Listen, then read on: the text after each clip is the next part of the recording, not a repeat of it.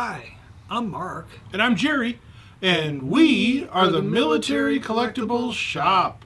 Happy New Year, everybody, and welcome to Season 5. This is 5 in Roman. Wow. A centurion walks into a bar and says, I'll have 5 beers. Yeah? Wow. Okay. Season 5. Hard to believe. Do you realize we actually have like 180 some videos? Wow. I know. I couldn't believe it either. So our 5th season. So thanks to all of you who've been watching since at least season 3. I remember our first little video, which I will insert here. I'm Mark, and I'm Jerry, and we are the Military Collectibles Shop. Yeah, excellent. You think that'll go viral?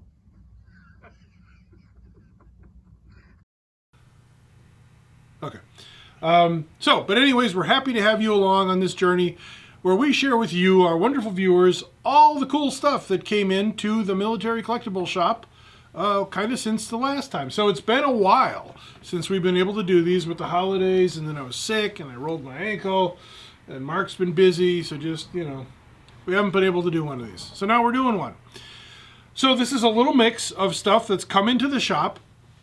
And full disclosure, over the holidays, I like to hit all the antique stores. If I got to go see family and there's an antique store within 100 miles, I'm stopping.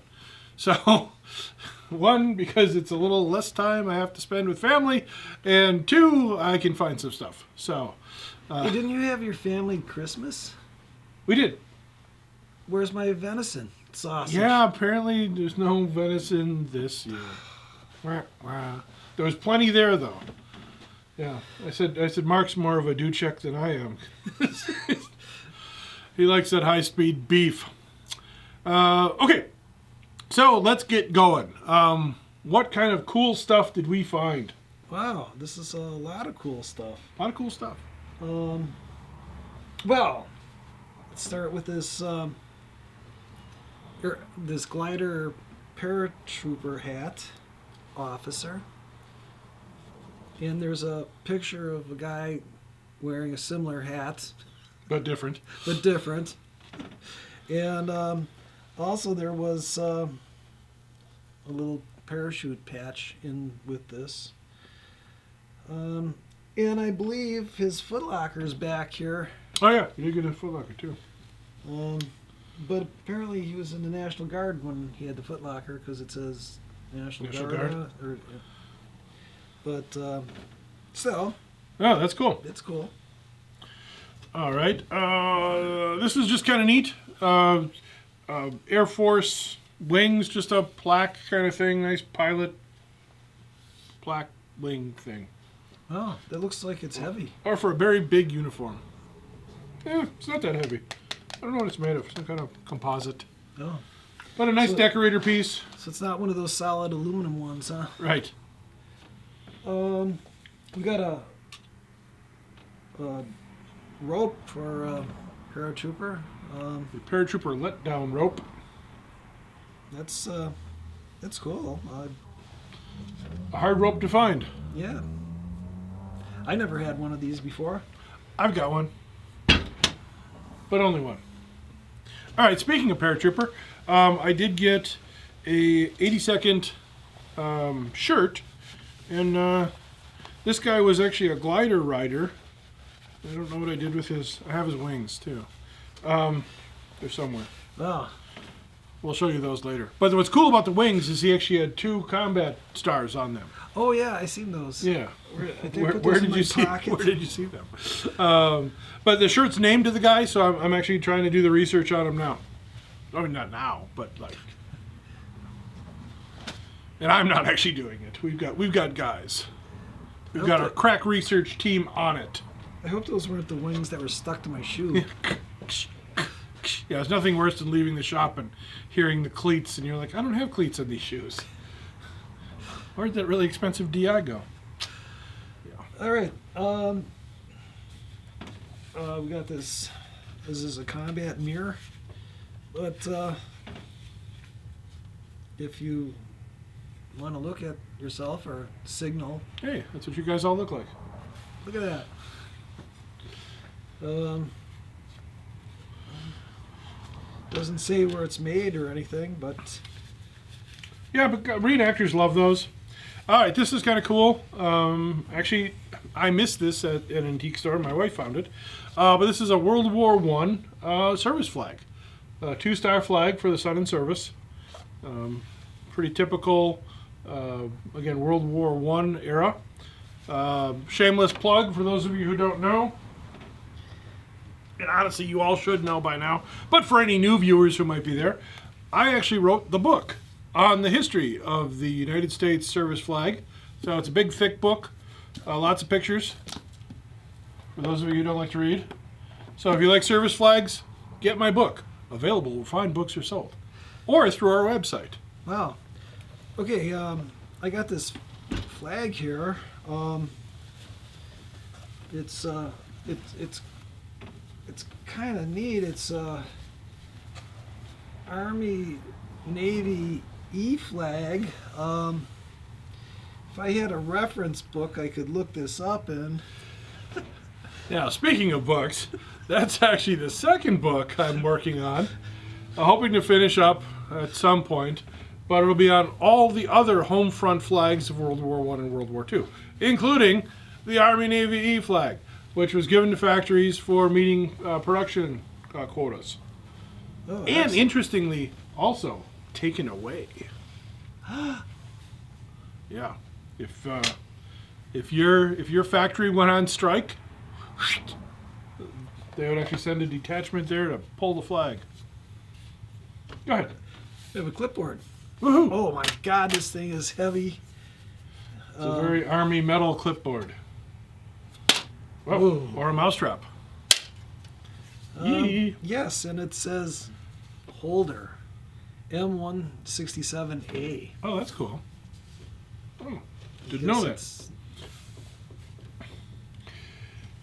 We got in a nice German Kriegsflag.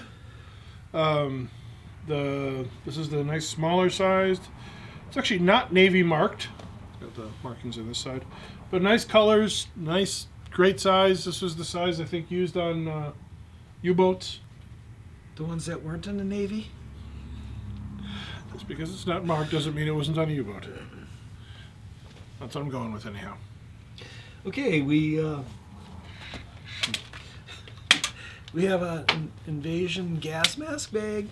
I'm sure it was used at D-Day. No, it's kind of like stuck. Not going to force it, Don't force it. but still, there's something in there. I think it's the Probably the lens cleaner. defogger, yeah. All right, since I'm on a roll, I got a German K98 bayonet. Nice. Spookily numbered 6666. Ooh. Ooh. Does the Scabbard match? It does, in the sense that it's not numbered. So I think these were actually issued to the, well, no, I was going to say it. Normally the police had them not numbered. But this has got Waffenamps on it. I don't know. Scabbard isn't marked, but is what it is. Oh. But that's cool. Yeah. You got a 5-cell Thompson pouch with whoa, Don't break it. Oh, with nice. 20 round Thompson mags. That's cool. The grease gun had longer mags and they were different. But anyways, This is some kind of AK bayonet. I think it's East German. I don't know. Maybe not. I think it is East German. I always associate that kind of gray color leather with East Germany. Pleather. Oh yeah. I don't know. Yeah, but still, neat AK bayonet. You get a box of dummy 45 Who you calling dummy? ammo. Not a box of ammo, dummy. magazines. And You know, it's like, I don't know. It's got the Oh, cool. little hole drilled in it, and the primer's missing, and there's no powder in it, but it's a whole box of 50.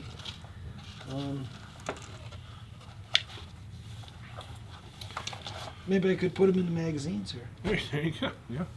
Got an early Air Force helmet. This is the, I think it's like the P4 or something. I don't remember. Early 1950s helmet. Just kind of cool in early aviation history. We have a 1911 holster made by the Milwaukee Saddlery Company, dated 1944. It's a nice holster, and I'm sure people in the Milwaukee area would be interested in buying these. Yeah, they actually made quite a number. Milwaukee Saddlery did a lot during the war. This was kind of cool. I picked this up. It's a very small little Navy uniform. No, these were made for kids. Usually. I thought the rest of them were made for kids. They're pretty small to start this off is the with. standard size Navy uniform. But yeah, no, neat little kids uniform with the whatever that is, little shirt thing built in. Just very popular as a. Rick had one of these when he was a young lad. I had one also Did when you I was really? a kid. Yeah. I don't think it'll fit anymore. And oh yeah, the thing I had, it actually had stripes that went across it. Oh, you had the Russian version. And let's see this on buttons now, but I didn't have like I don't remember. I was like this big. It was like last year. I wasn't that size last year. All right, I got a couple of shoulder holsters here. These are U.S. Enger Cress. Weren't they made in Milwaukee too? Wasn't Inger Cress in Milwaukee? Is it part of the U.S.? Anyone? So, well, came from the same place. Yeah. Neat. Shoulder holsters, always popular. Popular. Yeah. All right. Speaking of East Germany, this was kind of cool. I got this at an antique store. But it's just a picture of East Germany. So we got the wall in the foreground and some of their anti-tank barriers and some sad little building in the back. But just kind of neat. One of my sideline collectibles is sort of East German border stuff I'm going with. Cool. I've got some hunks of the wall. You got to reassemble a part of the wall with all the chunks you have? Yeah. That's what we're going to build in the warehouse. A replica of the wall separating the solid half from the unsolid half. But I've got like a sign. I've got a border sign. I've got some border wire. What the hell is going on? Hold on. We're losing our decorations. It's really funny. All right. We done talking? For now. Okay, I have a couple of prayer books, New Testaments. One is the Protestant version, and one is the Roman Catholic version. Why does the Protestant version seem thicker? It's got pop-up things in it. Oh. Sorry. This probably going to burn in hell now. Whoever gets there first, get a good table. Nothing by the kitchen. Got another bayonet. I forget what this one actually is. It's one of the Scandinavian countries, I believe. Sweden, Probably, Finland, I don't know. yes. But the weird thing about this, it's actually not a bayonet. It's not slotted to go on a rifle. So it's like a dress version of whatever it is. And for some reason, I can't get it out of the scabbard. You have to be the rightful king of Sweden. Genovia? Maybe they're from filleting all of those Swedish fish. It's all gooey. And there's a blade in there. I can feel it. I don't know. Whatever. We'll figure it out. All right, I got a bandolier here for the M1 Garand, and it's got those Stripper clips? cardboard sleeves in there. Huh. And there's something metal in there too. Stripper clip. Oh yeah. I guess the stripper clip thing is true. I guess this is for the Springfield. Springfield. And it's got the safety pin in there, so Always nice. you can attach it to your uniform so it doesn't fall off. All right, picked up a couple medals. This one is nice. It's Marine or Navy Good Conduct, World War II, named and dated on the back. So we're researching him. And then this one is an Indian Wars medal, not named or numbered. Honestly, this one's probably one of the restrikes. It's hard to tell exactly when. It's a like a World War II style suspension, so later. But if it, because there was these ones called Studleys that were made by this guy whose name was Studley. What a weird coincidence. Wow. But he made like replica medals and sold them to people. But they also did reissue them, so this could be one that was reissued just later from somebody who had fought in the war, and then World War II came around, and there was a rise in patriotism, and everybody wanted their medals again too. So I don't know, but it's a beautiful strike, interesting medal. Got a rare medal from the Indian Wars. Okay. Speaking about Indian Wars, we have this World War II flashlight, U.S. It's a TL122-B. You know, I was going to have an electrician check this out to see if we can put some batteries in it and get it to work. Get a couple D's. This is a nice World War II. All U.S. Army officers had Eagle. This actually came on a Air Force later 1960s blue Air Force visor. Could have been worn. No, it couldn't have been worn because it was an enlisted visor. So it was put on the visor. Again, I found it in an antique store. It was cheap enough where it was worth it getting it just for the nice Eagle. Cool. So. We got this combat strap thing. What did you say that was for? Oh, the stretcher. Right? Didn't you say that was for the... I don't know. I wasn't paying attention. Oh, no, it's something. It's for... It's something important that was... Yeah. To secure the somethings. Yes. The guy's wallet or something. I don't know. All right. Trying to save the interesting things for last. Okay, I got a nice Mae West life jacket. 45 dated. Always good for mannequins or, the plane's going down. Somebody named Bush, George Bush Sr. Sorry. Yeah. Boyington, Pappy. I got this blue scarf here, and this tag says bundles for blue jackets. Oh, that's cool. Something I can't read it, but Kind of like the bundles for Britain, but maybe for the might need it on the way home. Yeah, it's really cold here. Oh, okay. Oh, this is cool. I forgot about this. This is a World War II German Red Cross officers district sleeve triangle. So the enlisted versions are fairly rare. This one happens to be an officer's done in bullion. So that was just kind of cool to find. We have a French phrase book, for French. We should bring it to the show French shows. Japanese. We can bring that to the show shows, and then we can talk to William in French. Oh yeah, our French friend.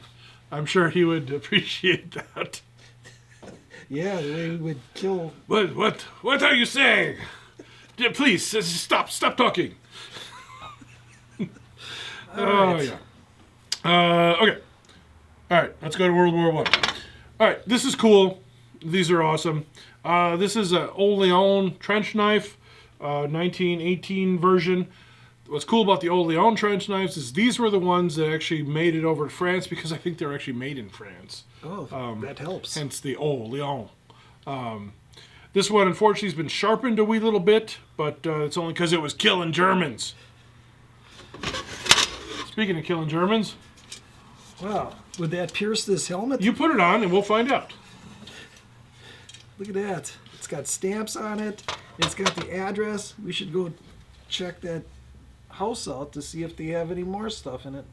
Went to the Bronx. And Bronx. Look at it's got the liner in there. All our friends in New York. We don't get too many helmet World War II German World War One. World War One German helmets that Have liners? yes. No. It's missing the chin strap though. They're all missing the chin strap. Anyone that wasn't missing the chin strap, I wouldn't believe it had the chin strap. Ooh, is that a German Raka? No, it's a potato masher for mashing potatoes. This actually just came in. A ground dug example of the German M24 stick grenade. This one has the K for cold. I don't know, whatever. Yes, it's a special fuse. Special fuse, because So we could use it out on a day like today. yeah, when things freeze. And lastly, almost lastly, the box is cool. We'll show them the box. This is kind of neat. I picked this up at an estate sale, and I was kind of just going through the records, as one does. It's a record. It's a musical record of like Japanese World War II patriotic songs. Wow. So that's kind of cool. And there's some great artwork. And Wow, that is cool. yeah, so we'll have to listen to this later. Do we have a turntable? We do. Ooh. Is that the one that eats records? Because the arm and the needle is so... No, then you're using the wrong needle. There's one for 78s, one for 33s. All right, we got this box here. Show them the box.